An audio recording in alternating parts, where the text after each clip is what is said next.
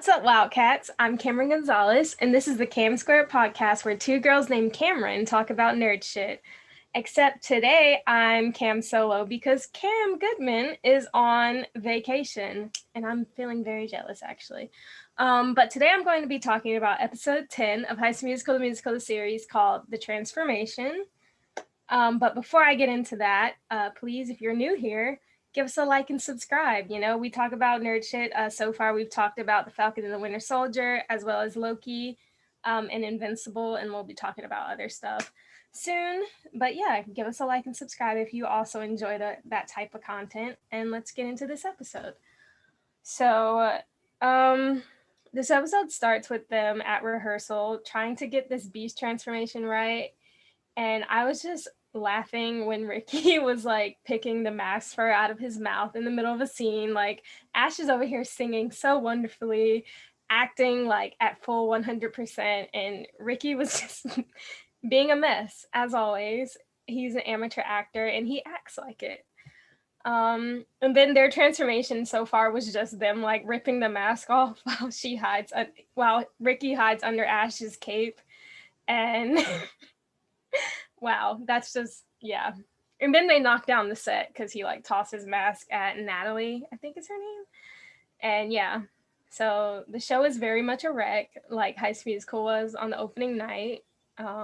Yeah, I just think Ash is very sweet, like as a character. Like she's always the one who checks up on everyone when they're like having a bad day, bad moment. So like last week, Ricky turned off his phone and was like, I'm not talking to anyone on spring break because him and Nene just broke up. And she was like, hey, like, are you okay? Like things went dark for a moment. And I just think Ash is the best. And then it cuts to Miss Jen and Carlos talking about the disaster rehearsal they had. And just how they have very low hope for winning the Minkies. And at one point, Miss Jen says, like, I think I was playing Troy at one point, talking about like the opening night of High School Musical. And I just thought that was hilarious, especially since I just recently like watched season 1 all over again. And that opening night was a hot mess. So yeah, that line was so funny. And then I just asked myself, like, why is Nene even still around them all? She's literally not in the show, but she's like over there at the pizza place. Like she was in the Zoom call. She was at the pizza place, like helping them plan like the transformation and stuff. And I was just like, girl, you're not even supposed to be here. I mean, I love Olivia Rodrigo, so I'm not mad that she's there, but logically, she should not be there. And then EJ and Gina have like this cute moment because he was like, I think I have the bigger house, like square footage wise. And then like Gina like bumps him like, oh my God, shut up. And they like giggle together. And I was just like, ooh. And later we'll see that everyone else noticed that chemistry. But anyways, we cut to Ricky and Big Red in Big Red's basement. And then Lily gives Ricky a call. And first of all, I'm like, how did she get his number? Also, not this bitch again because I don't like her. But yeah, she calls Ricky, FaceTimes Ricky, actually. That's another thing. Like, not only are y'all not friends, but you just randomly FaceTime him. That's only allowed for your best friends. Only your best friends and guys you like, guys or girls that you like can FaceTime you randomly. But yeah, this girl just FaceTimes him out of nowhere. And then she's like, oh yeah, like people here don't like me and I don't know why. And I'm like, are you actually dumb? Like people don't like you because you're new and like for no reason. Like you literally came in hot being so mean to like everyone, like laughing at people at auditions and stuff. And you're the main one fueling all this beef between North High and East High. So how are you gonna sit here and act like people don't like you just because they don't like you? Like you're literally a bitch. Like, I'm sorry, that's so mean. But like just be nicer. Like that's kind of what Ricky told her, like treat others how you want to be treated. And I'm just like girl, all this beef, all these like videos, them changing the musical, all of that is your fault. The dance battle, even the video they made over spring break, like I'm pretty sure she was the narrator in that video. So I'm like, everything that's been going on has been caused by her. And she's acting like everyone doesn't like her and she's innocent. But yeah, then the rest of the boys come down to Big Red's house. And at one point, Josh just has a line where he says, yeah, it feels like deja vu. Wow. Deja vu, maybe? And obviously that's funny because of Olivia Rodrigo's song Deja Vu. I was just laughing at that part, and I said, "Yikes!" They even showed like EJ making like a face, and I was like, "Yeah." I mean, I'm pretty sure it wasn't a reference to the song, but like, hmm. Then we cut to the girls at Ash's house, and Seb is also with them. He's one of the girls, obviously. And they have this idea to like turn the fur cape into like a silk cape. And I was like, that idea actually sound like really dope as hell. And also very attainable for high schoolers. So, girls be smart or whatever. And I just said, Seb is so adorable. And I always smile when he speaks, or just when he's on screen in general. Like, he has the cutest smile and everything. And I just love him.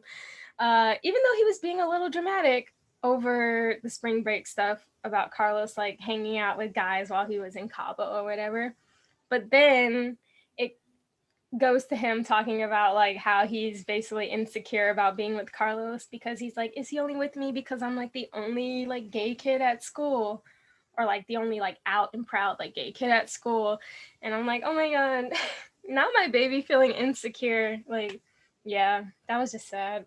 And I was like, damn, okay, you weren't being dramatic. I'm sorry for getting on you for being dramatic, because yeah, I felt that.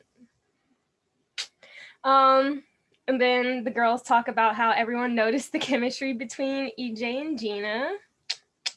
And then somehow the chocolates come up in the conversation, because I think Gina was like, oh yeah, I've been wrong about a guy before. And then Ash was like, yeah, the chocolates. And Nene was like, huh?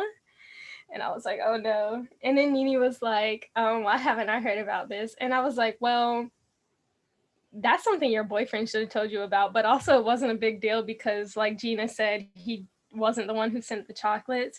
But I guess Nene was kind of just like, but why would you think my boyfriend was sending you chocolates? But whatever. I was like, cue the music, play Jealousy, Jealousy, please. Yeah. And then we cut back to the boys, and everyone was also talking about EJ and Gina. And EJ was basically just saying, like, no, I don't want to go for it because, he still hurt a little bit over Nene and her rejection. And, I understand that. But, like, come on, bro. You got to move on. That thing with Nene was not even that long. It was like, they had like 6 weeks over the summer. And then they were probably at school for like a month when they broke up. It wasn't even that serious. I don't really feel like Nene was ever really that into him, because she was so quick to go back to Ricky. So I'm like, dude, let's move on. Gina's a great girl. You should be with her. And also, we love a nice enemies to lovers trope, kind of. Are they kind of enemies to lovers? I think so, because like towards the end of season 1, they weren't really friends. I mean, even though he bought her a ticket, she was like talking shit about him with Ricky. So I was like, But yeah. And Ricky was also low key jealous when he was like, wait, Gina? I was like, why do you care? I'm still holding on to that little sliver of hope for Rena actually happening. But I am a bigger Portwell shipper this season. I'm sorry to disappoint everyone. And then Courtney reveals that Howie gave her the Broadway plans for the transformation because North High had acquired those somehow. And I just said, damn, this man really wants her back because he's over here sacrificing the trust of his whole cast and crew and whatever over there is going on at North High just to get her back. And you know what? I love that for her. But he's going to have to try a little harder. He got to do some more. And then we have Mazzy and Miss Jen again, just being,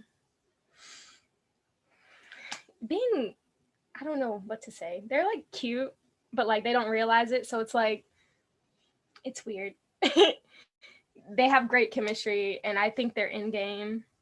And again, we love an enemies to lover trope because they obviously hated each other, but then they work together, and now it's just like this weird connection they have. But I really like it. I think they're really cute, even though her and Ricky Dad were cute as well.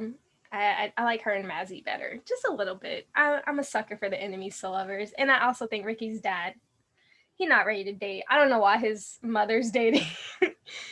Don't know how she got a new man like that, but I think his dad should work on himself a little more. And then Carlos and Ricky have like a heart-to-heart bro talk. about relationships. Carlos was like, I'm getting used to being called bro. And I was like, that's hilarious. But yeah, at one point, Carlos called Rini like a Hallmark movie. And I was like, that's so accurate. Like, they get so cringy at times.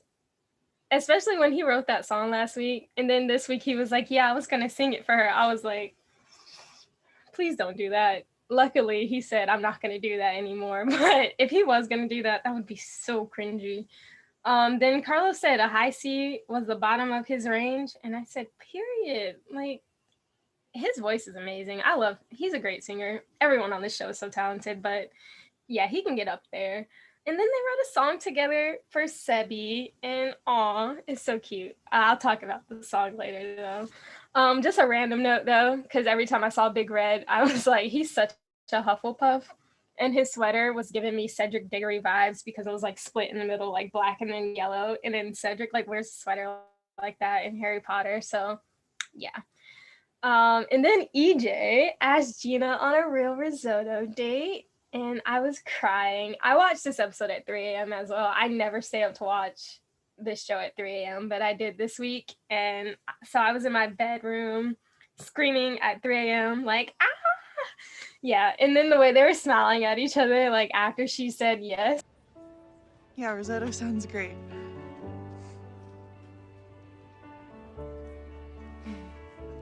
Okay. I was just like, oh, they're so cute. But yeah, and then Carlos and Ricky performed their song for Seb. And I was just like, man, Ricky's a great wingman. You know, he was singing the ad-libs, back vocals, playing the guitar, drumming on the guitar. And that song was just really cute. It was called In a Heartbeat. And I would have cried if someone sang that for me. Someone serenade me once in my life, please. Anyways, I love Seblos and keep the screen time coming because they didn't get enough screen time in season 1. So I'm loving all the screen time they're getting this season. And then they're about to test out their plan for the transformation using the ropes that they used to lift Ricky during Get Your Head in the Game last season. And once again, Ricky's acting. I know it's just practice, but so cringy. Just so cringy. He gets lifted in the air and they're like, yeah, we did it. And then the rope starts snapping. And then this man falls like at least 10 feet to the ground. And we see like in pictures from later episodes that he like broke his wrist or something because he has a cast on later on in another episode somewhere from pictures we've seen. But yeah, I was just like, the way no one in the cast attempted to catch him, they were all just like, wow, the rope is splitting. That's crazy. Oh shit, Ricky's on the floor. Oh my god. Yeah, no one moved an inch. I feel like if they all came together, they could have broke his fall, you know? They could have ended up a little hurt, but like you can't have your lead cast member get hurt like that, fall 10 feet from the fucking air. Like they made no effort to help that man.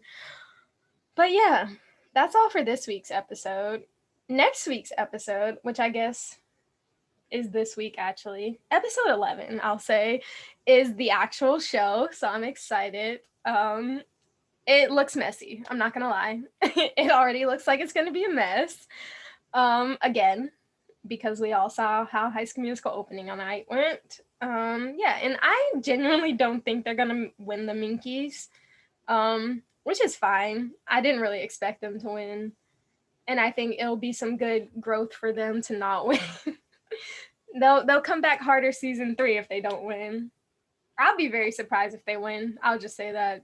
I just think the show just looks like such a mess. I highly doubt they're gonna win. Yeah.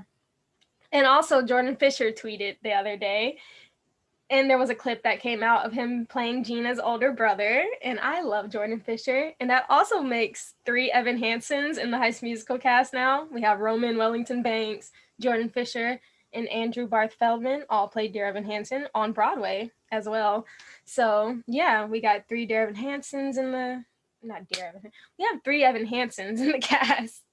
I hope we get a song from Jordan. I doubt it, but you can't use Jordan Fisher and not have him sing. Come on.